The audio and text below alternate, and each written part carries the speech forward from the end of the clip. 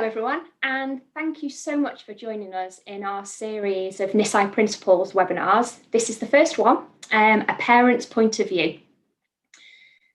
As we all know, this year has certainly been a challenge and has seen the use of online and virtual learning increase quite dramatically because of the current pandemic.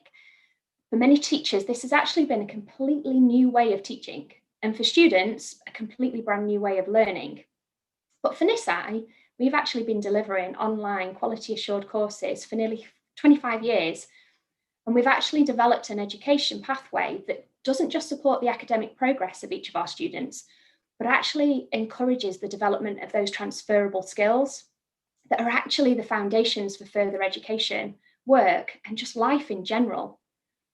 With the positive and supportive members of staff that we have here at Nissai Learning, students, parents, and professionals can actually feel assured that the young people who are educated by us receive that wraparound complementary curriculum that actually has been lacking because of that mainstream approach. As a parent myself, my two children were lucky enough to actually access Nisai during the first lockdown. It provided them with the structure and routine that they were craving, but also enabled them to socialise through the Nissai clubs and societies. And it gave me just that small snapshot into the impact that Nissai can actually have, not only on the young person, but also the wider family. So this evening, we've got two parents who are actually going to share their personal experiences of how Nissai have supported their child to not only access education, but also thrive academically and emotionally, when they thought at times that this was something that wasn't actually going to be possible. There will be an opportunity for questions at the end, so please feel free to kind of put the questions in the comments box, and then once our two guest speakers have spoken, we will come back and we will answer those questions.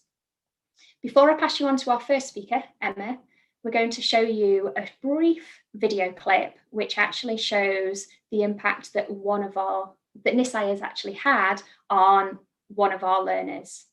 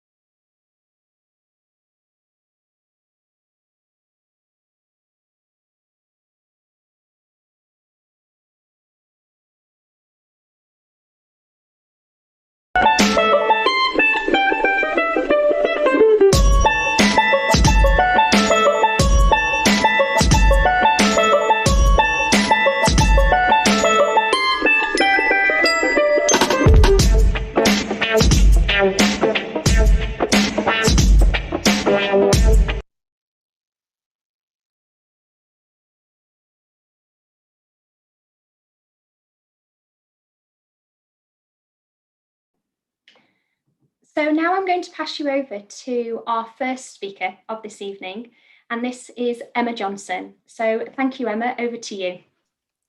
Thanks, Fiona, and thanks for inviting me tonight. So I'll start by just explaining the backdrop as to why we needed Nissai. So heart failure was never something I had associated with young people or children until our Livewire fun-loving son, Max, fell ill in December 2016. He was only 8 years old and had been suffering with breathlessness, lethargy, and weight loss for a couple of months prior, but we had no idea that the problem was heart-related. On the 8th of December 2016, almost exactly 4 years ago, Max was rushed to Leighton Hospital in Crewe with severe coughing and vomiting. And after his condition deteriorated, the team there acted quickly to stabilise him and arrange a safe, urgent transfer to the Royal Manchester Children's Hospital. There he was diagnosed with a condition called dilated cardiomyopathy, which was caused by a virus. So his heart had become so large that he was no longer able to pump blood around his body effectively. So we were told that he had 1/3 of a chance of getting better, 1/3 of a chance of needing a heart transplant, and 1/3 of a chance of passing away. So really devastating news. But he soldiered on under the superb care in Manchester. He wasn't getting any better though. And so in early January 2017, he was transferred to the Freeman Hospital in Newcastle upon Tyne, where he was assessed and he was placed on the urgent list for a heart transplant. The wait had begun. His condition continued to deteriorate. And so on the 2nd of February 2017, he was fitted with an LVAD, which is a left ventricular assist device, a mechanical pump that would help to whiz blood around Max's body. So it was almost like a bridge to transplant.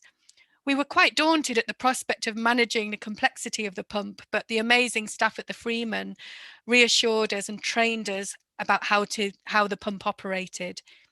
We got the call that a heart had become available on the 2nd of August 2017 after another offer had fallen through a few days earlier. So we felt excited, relieved, grateful, and yet utterly terrified, all rolled into one.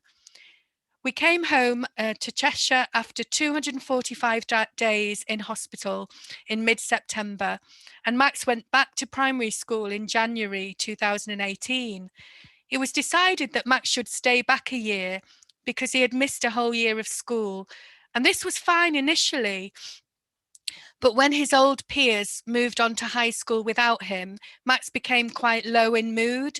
And from January 2019, things really started to go downhill, and school was making him feel sort of sad and unhappy. Coupled with that, Max seemed to be really struggling mentally and academically. He just didn't seem to be absorbing what was going on in the lessons, and he felt frustrated and embarrassed that he didn't fully understand what was going on. So his attendance deteriorated, and by December 2019, his attendance was down to about 8%. So he would have days when he was exhausted, and he would say that his brain just didn't feel right. So the Freeman Hospital recommended a neurological assessment, which found that he had problems with processing and short-term memory issues. And that had been caused by lack of oxygen to the brain during those long months with end-stage heart failure. He was also diagnosed at a similar time with PTSD and acquired dyslexia. So he would have flashbacks and nightmares about when he had to have a feeding tube put down his nose, or he would have a nightmare about having his heart transplant while he was awake, things like that. So it was no wonder really that Max was struggling at school with no additional support. So we spent a long time trying to get an education healthcare plan.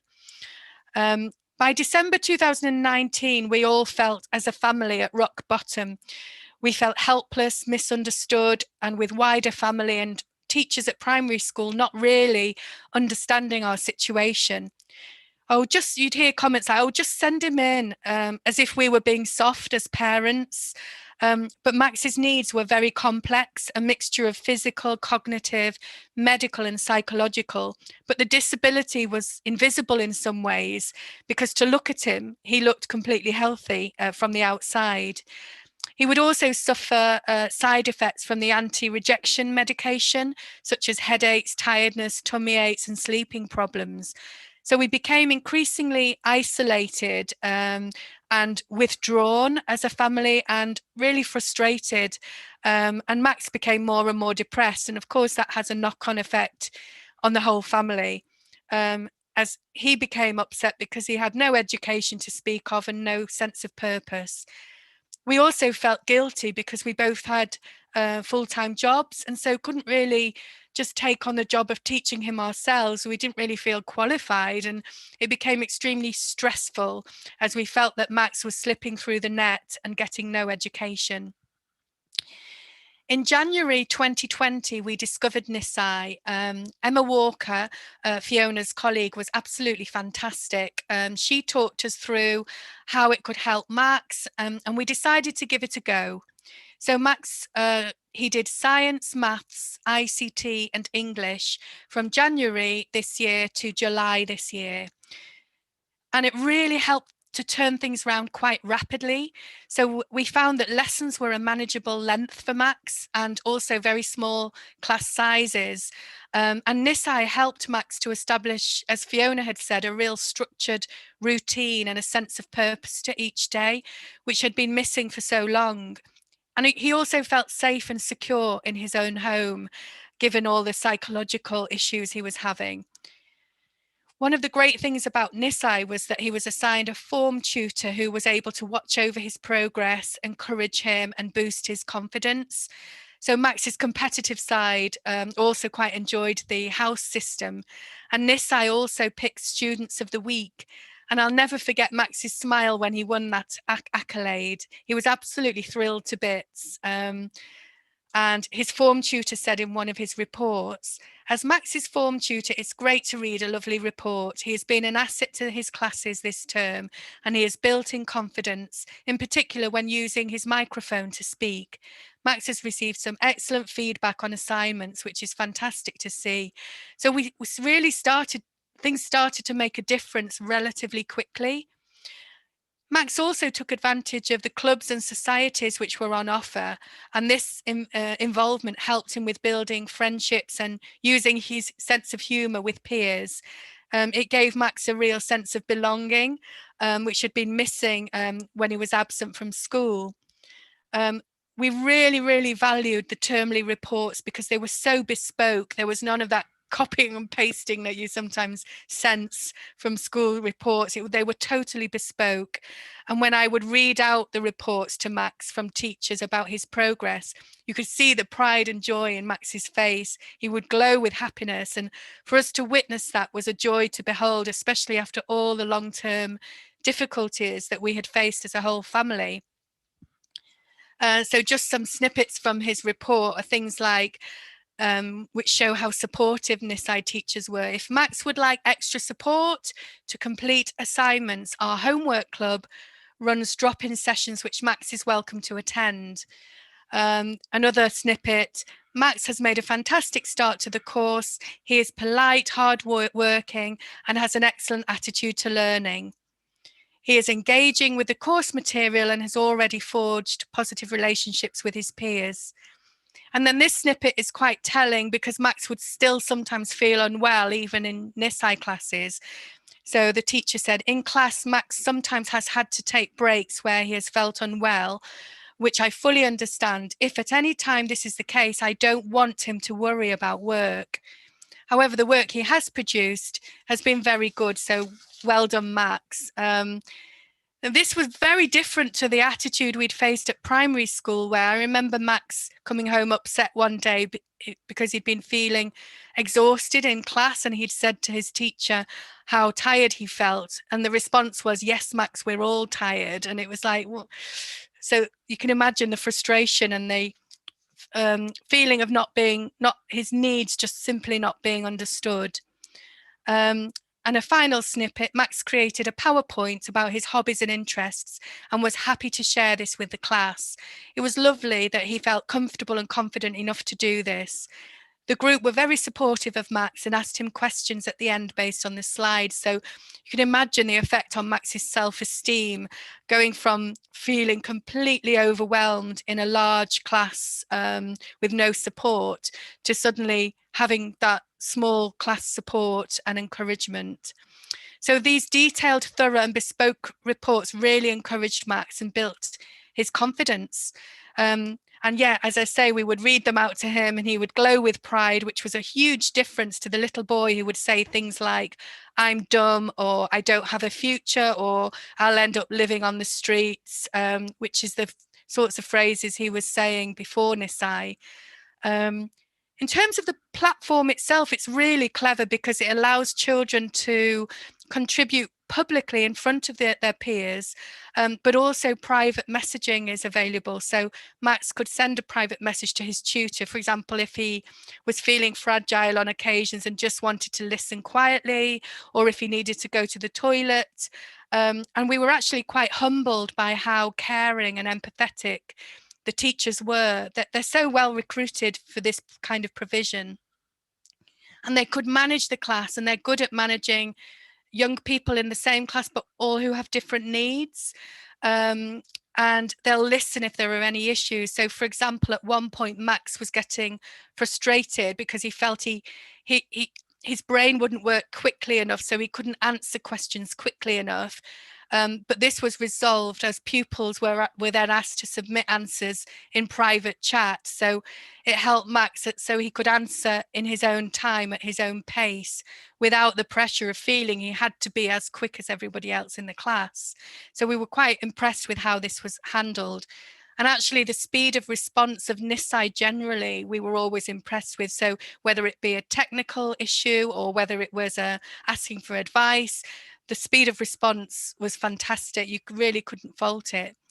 The platform itself looks amazing and includes like an interactive whiteboard that children can write on and draw on, and that the teacher can engage with as well. So the technology itself excited Max as a digital savvy 12-year-old, you know. The other benefit was being able to, if Max, for example, had heart clinic in Newcastle, or he had a day when he was unwell, he could catch up by watching recorded lessons. So he didn't feel that he was getting too behind. He didn't always catch up on them, but when he did, it really helped him. But also because you know the lessons are recorded, it's extra reassurance that it's fully safeguarded, the platform, and so it gives you that extra peace of mind. And Nisai were also very supportive when we were applying for the education healthcare plan and various appeals. I won't go into that today. And just sort of summarising really, but in general, Nisai, I would say, has changed Max's outlook, mood, energy levels and future prospects. He started high school this September, and I'm firm in my belief that without Nissai as a bridge, Max would have the same problems that he had at primary school, and he would have fallen in the river and just been swept away. So Max's mechanical pump was a bridge to get him through to transplantation safely, and Nissai performed that same function, bridging him to high school. So Nisai caught him in time, provided that bridge on which Max started to become his old self again, full of beans and confidence, and combined with Cam's support, really we got him into high school, which for Max was a massive achievement. We honestly didn't think we'd get there at one point. So Nisai kept some heat under Max's pan and stopped him going completely off the boil. He's made friends, he's enjoying high school, and his attendance now is around 80%, which is 10 times better than that final year of primary school. His CAMS therapist noticed a real improvement in Max and noted that he was future focused in a positive way instead of worrying about his future. He now has self-worth and confidence that he is not as behind as he used to be, and he is catching up well. He's still got issues and he's still got gaps in particularly spelling, but he's actually been signed off by CAMS because they're so happy with his progress, which we honestly didn't think that would happen within the next within a year of starting CAMS. So that's another achievement for Max. Nisai gave Max's day structure, routine, which he was severely lacking. He had a sense of purpose again. Before, he felt his life was meaningless, and he even had days when he felt suicidal, or when he would start overthinking what his lifespan might be with a new heart. These kinds of issues that as you come into, he's soon to be a teenager, you start thinking these things more. He would resent the illness that had struck him and that had triggered the decline in his education. But doing this, I helped him become more positive about how lucky he was to get a gift of a new heart, which came from a 9-year-old girl called Kira who died in a car crash. And he has really channeled energy into raising awareness about organ donation and encouraging people to sign up and tell their family what their organ donation wishes would be should the worst happen. So Nissai didn't just help Max, it helped the whole family. It was very hard to focus on our jobs with Max at home without education or direction. We had this feeling of continuous, unrelenting, chronic stress, which started to lift quite soon after starting Nissai lessons. And actually, I asked Max last night, what did you like best about Nissai? And his quote from last night was, Nissai helped me learn a lot, and I was not lonely and bored anymore. So I felt ready for the adventure of high school. So a different boy, really. So finally, all in all, I would definitely recommend Nisai to other families, whether on a short-term need or longer term, that have struggles due to medical, psychological or behavioural issues. I honestly couldn't fault Nisai or the team and the staff, the hardworking team that work there. And also the technology, having that technology and that platform to be able to gain an education from home. So thank you for listening, and happy to answer any questions later on. Thank you.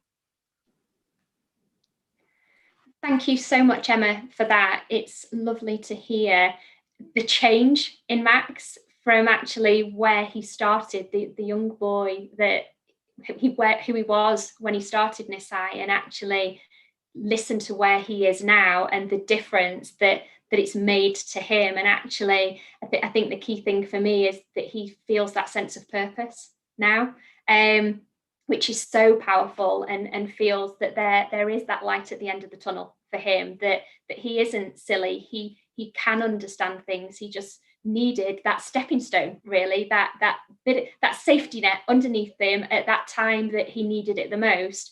But it's so lovely to actually hear that he's reintegrated back in, because that's so important, that these young people, at whatever stage, they actually reintegrate into their next stage. So for Max, it was into high school, and that he's actually flourishing and doing so well there is really, really lovely to hear.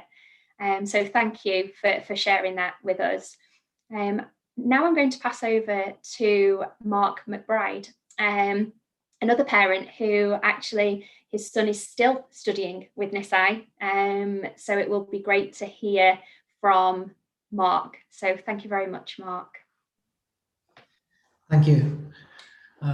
My son Andrew is in his second year at Nisai. Andrew's 17. So Andrew's background is he's got a combination of challenges, I guess. He's mildly autistic. He has verbal dyspraxia, and now he's got a form of Tourette's. So these haven't all sort of appeared at the same time. So he went into a traditional sort of primary school, junior school, but it wasn't really identified quickly, I don't think. And perhaps you hold your hands up as a parent. Maybe you're a little bit in denial as well in initial stages. But he was their approach in the primary school at the time was to sort of leave him on one side of the class, away from the other kids to some degree, so he could work at his rate. Probably with the best intention, but didn't really help Andrew, as it turned out. We were very much of the opinion that it would help Andrew to continue with mainstream education if possible, for the social interaction and skills. And he stayed within that sort of framework up until the first year at senior school. But after that, it just became too much. He was becoming more and more anxious. He didn't feel he was learning anything. He struggled with writing because of his dyspraxia, and obviously the social aspects from the ASD aspects. And so we took him out at that stage after much deliberation, and put him into sort of a more special school.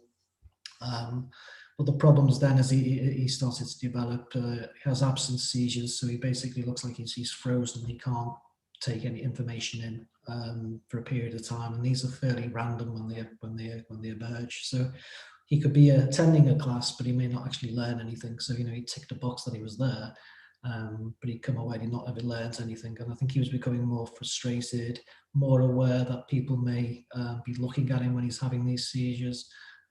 As you head into the teenage years, you're becoming more aware anyway. So I think those things were all having an impact, and it just became more and more of a battle every day to get him into this special school. So at that stage, we decided, well, okay, well, this isn't working either. What do we do?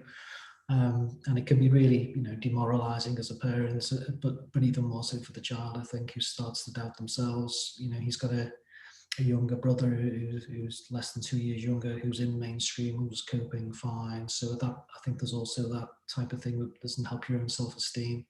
And you look at your peers. And the thing is, Andrew's is fortunate in terms of he's a bright kid in many respects, but he can't always show it in a way that mainstream schools would like to see you show it. So if your handwriting isn't particularly great, or if you haven't got the right attention span, then it doesn't always fit well into an exam environment as well. So there was lots of challenges, continue to be challenges, I guess. And I think the thing from what we've found is, trying to think about your typical traditional, you do GCSEs when you're 16 and A levels when you're 18, and this is the system that works, that we work to. It just doesn't suit everybody. It really doesn't suit our Andrew, and hasn't done him any favors at all. Which is where Nisai come in, really. It's been great for him because without the embarrassment of having to be sitting in a classroom with everybody else, he can go back to the beginning and learn, put the building blocks in place in very simple terms from maths and English and so that he's actually missed when he's been attending lessons but he hasn't been going in. So it enables him to learn picture at the right level. He doesn't have to sit 8 GCSEs all at the same time or something that's totally inappropriate. You can actually start to devise a plan or a training future for him that makes sense for him. And as I've said, although I'm a glass half full type of guy, so I think the prognosis longer term, the outlook for Andrew will be fine. I'm sure we'll all adapt and we'll make challenges, but we do know we've got these challenges at this moment in time. We still have these absence seizures, which can vary very, on a daily basis. So the ability, obviously, Emma's talking very eloquently about all the advantages of the Nissai platform before, but I do want to just particularly stress sort of the recorded nature of them, and as well as the pace at which they go. That's invaluable for a child like Andrew in terms of, ideally, he can attend them live and he can interact. That's great. But if he can't, it's outside his control, be able to pick them up at some other stage, whenever in the day he's able to cope, is fantastic. It's made a massive difference to him and to us on the back of that. We now can see he did his English. He got a qualification last year with English. This year he's looking at maths and IT.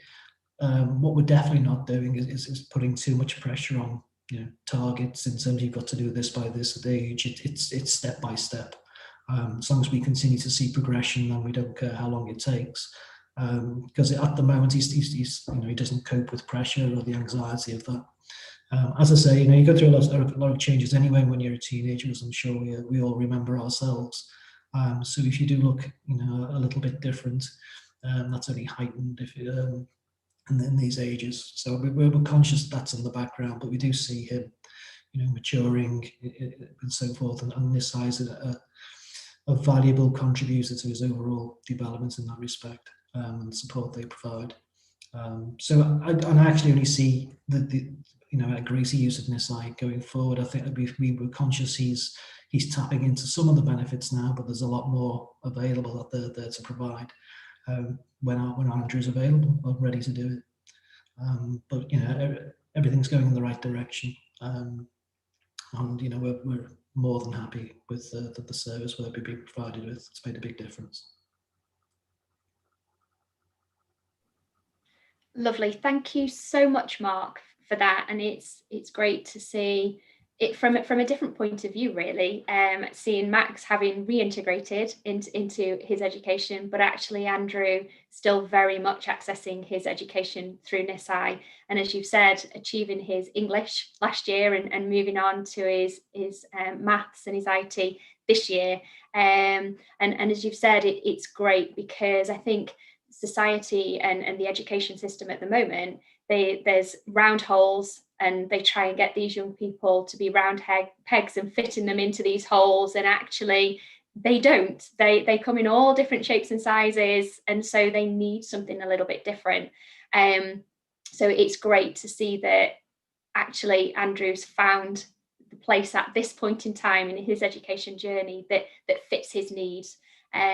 which is great, and it's going to be really nice to see him develop and progress even further, and hopefully prepare him for his next stage in his education journey or his work journey, whatever it is, at a time that is right for him. So thank you so much for sharing that.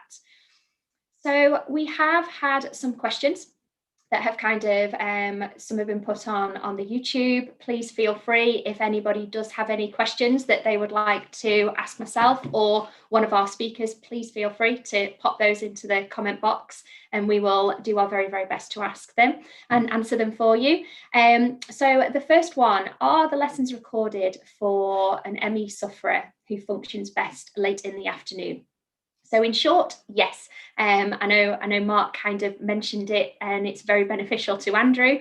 But yes, every lesson that is taught at Nisai is actually recorded for two different purposes, for quality assurance purposes, but also for consolidation for the young person, because what we find is a lot of our young people, whether it be because of ME or absence seizures or hospital appointments, they have that anxiety of that fear of falling behind because they're missing their lesson.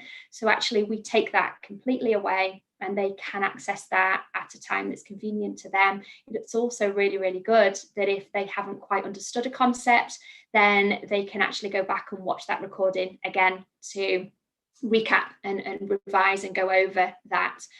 So yes, those lessons are recorded. Also, what we can do, with timetabling constraints, obviously, but what we can do is we can look at, we have different lessons at different times during the day. So if a young person does function better in an afternoon, then we can, where possible, timetable them in lessons in the afternoon, so long as we're delivering a lesson at their academic ability at that time.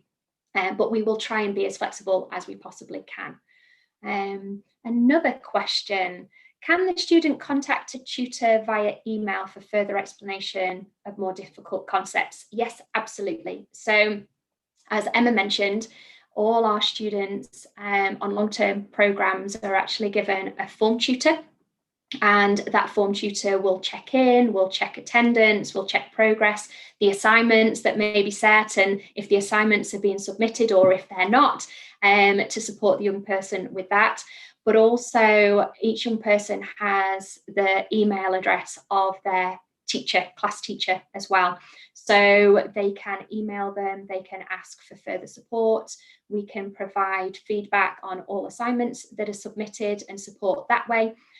We also, I think Emma mentioned it, we have homework clubs. So if a student does actually need additional support, they can go into homework club. And in some instances, we can actually arrange ad hoc one-to-one sessions with class teachers as well. So if there's something specific, then they can meet with the class teacher and go over it that way. So yes, I think what's very, very clear is, hopefully very clear, is it's very, very flexible, and it's actually very student focused. So Nissai is very much there to support these young people. Quite a lot of them have had barriers in the past. A lot are disengaged from education, and we want to find that spark and ignite that passion for learning in them. Again, because actually some people have lost that and lost their spark. So we will do whatever we can where possible to support them to do that. Another one, can students attend part-time whilst also going to school? Yes, absolutely. Nissai is very, very much focused on reintegration, and we view ourselves as kind of a stepping stone, as I mentioned earlier. And if students are attending part-time, then yes, they can attend Nissai part-time. But also what's really, really good is that they can actually attend their online lessons at school. So it can really, really support that reintegration. So they can attend some at home, but then if they are on site, they can step away, a little bit like an intervention, access their Nissai lesson, and then continue with their curriculum on site at school. So there doesn't have to be that break. It can be a blended approach. It doesn't have to be one or the other. It can very much dovetail together. Another one, Can they study just one A-level, as my son can only cope with one subject at a time? They certainly can. So there isn't a minimum number of courses that students can access. And quite a lot of our young people actually start with one course and then increase to two. And that's absolutely fine. We do have some students that are accessing 7 or 8 GCSEs because that's where they are and they're able to cope with that. We've also got some that are only doing one. So that's not a problem. If on our website, we've actually got some case studies, and there's one of a young man called Andrew, and he actually did his GCSEs and A-levels with us. He was an ME sufferer, and I think he did his A-levels over 4 years because he was only able to do one at a time. But he actually graduated Nisai and went on to study English literature, I believe, at the University of Lincolnshire. So there is that. Yes, it might take them a little bit longer to get the qualifications that they want, but actually, who's to say that that's wrong? I know society, at this age, you do your GCSEs, and at this age, you do your A-levels, and then you go to university, but actually people don't fit into that mould, and they don't have to at Nisai. Are homework clubs available for A-level students? Yes, they are. As the same as the clubs and societies as well. And all students that access Nisai are able to access homework clubs, but also the clubs and societies as well. Please feel free to keep these questions coming along. It's really, really useful. And if there are any questions for Emma and Mark, I'm sure they would be more than happy to answer them for you. Can we pay privately? Yes, you can. So we have different ways in which young people come to Nissai. We have schools that actually fund curriculum for students. We have local authorities through EHCPs and things like that. But also we do have parents that pay privately for the whole of the curriculum, or may pay for additional courses. So that there are the different routes. A misconception is some people think that only young people with education healthcare plans, EHCPs, can access Nissai. That's not true. So we have a lot of young people that are accessing Nissai that don't have an education healthcare plan.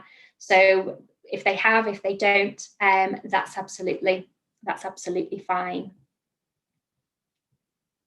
Can an EHCP help to secure funding? Yes, it can. I think it's always a little bit difficult with regards to education healthcare plans and funding and things like that.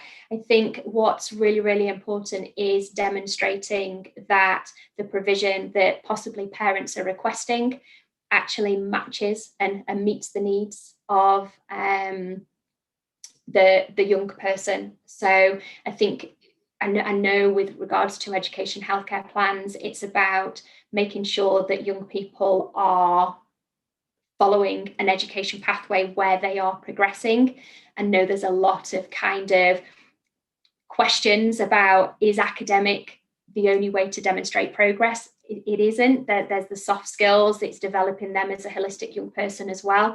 So it may be in the social aspect, but I think it can help to secure funding, but we do have a lot of young people that haven't got EHCPs that do access Nissai as well. Let me see if there are any others. One here, do you take SEN students with EHCPs? Yes, we do. Now, dependent upon their age, will depend on how we're able to take them on. So if they are post-16, so if they kind of have left Key Stage 4 and then moving on to their post-16 study, then we can actually take those young people onto our Nissai role. For pre-16 young people, then we don't take them onto Nissai role. We can educate, we can deliver the education, but they would need to be on role at a school or another provider, but we can deliver the actual education. Any others? Let's see. Please keep these questions coming. Obviously, if we'll do our very, very best. If you do have a question at that you think after the webinar has finished, then please feel free if you can email us at info@nissai.com. And then what we'll do, the team will share that with the relevant members of staff. We will get back to you as soon as possible. So if you do have a question, if you don't want to post it at the moment and you want to get in touch with us privately, then please email info@nissai.com. So a question here, my son is in year 11 and won't access school at all this year. Can he join GCSEs and sit them in July? This is a little bit of a difficult one because we will look at young people on an individual basis. Nissai will offer functional skills. We also offer GCSEs. And what we do is we baseline assess young people. So when they first come onto the Nissai programme, they will complete 2 induction sessions, one where we show them how to use the classroom and one where we show them how to use the NVA, which is our Nissai Virtual Academy, where they access their timetable, their clubs and societies and things like that. And during those 2 induction sessions, we will baseline them in maths and English, because we actually teach according to academic ability rather than chronological age, because we recognise that a lot of the young people that come to us have gaps in education and we actually need to plug those gaps. So sticking them into GCSEs just because they're of GCSE year isn't necessarily the best thing for that young person. So what we do is we baseline assess them and then we put them into a curriculum group that's their academic ability. So for a young person who has possibly missed all of year 10 and a lot of year 11, we wouldn't put them into a GCSE group because the amount of work that they have missed, it wouldn't be fair. They could go into year 10 of the GCSE and then sit it the following year, which a lot of our young people do. But if they wanted to sit exams in July, then they could sit the functional skills. However, as I've said, we do look at the young person. So if they have accessed their GCSE curriculum and they've just not been able to access or not going to be able to access moving forward, then we can have a look to see if they would go into that GCSE group. Another couple of questions have popped up. Okay, so the minimum and maximum age group who can access Nissai. So we have different programmes, so dependent upon the curriculum that they're wishing to study, will depend on the age group. So we say really it's upper key stage 2 for our short-term core curriculum, which is what Max kind of hopped onto initially, and then he moved on to our year 7 curriculum, even though he was in year 6 at primary. And he excelled and he did very, very well with that. We will actually take young people up to age 25 because obviously the EHCP goes up to that age 25 and anything in between really. However, if they are not of that upper key stage 2, key stage 3 academic ability for our online courses of the live teaching, then we also have a literacy intervention that is from age 8 to 80, so right across the board. So there is usually something for everybody to be able to kind of hop on to. Are Nissai able to award calculated grades if the exams are cancelled again? Yes, that happened this year. And as with other educational settings, we collated the evidence for each of the young people. That was verified, it was moderated, and our young people were awarded the grades. Very, very proud to say that none of our grades were actually graded down. There were a few that were graded up, but the vast majority of our grades for GCSE this academic year were the grades that we actually evidenced them at based on the young person and what they did. Our GCSE results this year was 71%, which is real significant progress when we're looking at very, very vulnerable young people with significant barriers to learning in lots of different, a myriad of different barriers. So we're very, very proud of the amazing work that these young people and the progress that they're making. Does the child, another question, does the child have to use a camera if he doesn't want to? He's very shy in that sense. Okay, so Nissai's platform is possibly very, very bespoke in that instance, where we don't actually have any webcams. So the young person doesn't see the teacher and the teacher doesn't see them. So there's complete anonymity. And the reason for that is a lot of our young people are incredibly anxious. They don't want that webcam in their face. So, and what it does do, it actually distracts them and it prevents them from making the full progress and concentrating on the lesson. So there isn't any webcam. But if he is really, really shy, then as Emma mentioned, when she was talking about Max, there's different ways in which they can communicate. So they can talk. The teacher has that magic remote control where they can turn the young person's microphone on, and so they can talk within the lesson. But also, if they don't want to talk, then there's 2 text chat areas. There's a public one, and if they type in there, the rest of the class can see. And there's a private one. So if they're anxious about something or they need clarification and they don't want the rest of the group to see, then they can type in the private text chat as well. So there's different ways to support these young people so they can still very much take part in all of their lessons, but in a way that suits them. So yeah, but there isn't any webcam at all. What is the progression? Okay, so with every single lesson, as I mentioned, it's recorded, but also what we do, our teachers, they report on attendance, behaviour and contribution in every single lesson. And we report on that because sometimes the academic progress isn't the most important thing. Actually, the attendance is just as important. A little bit like Max, his attendance at primary school was 8%. And then, so on his Nisai reports, when he's getting 75, 80, 85% attendance, that shows enormous progress.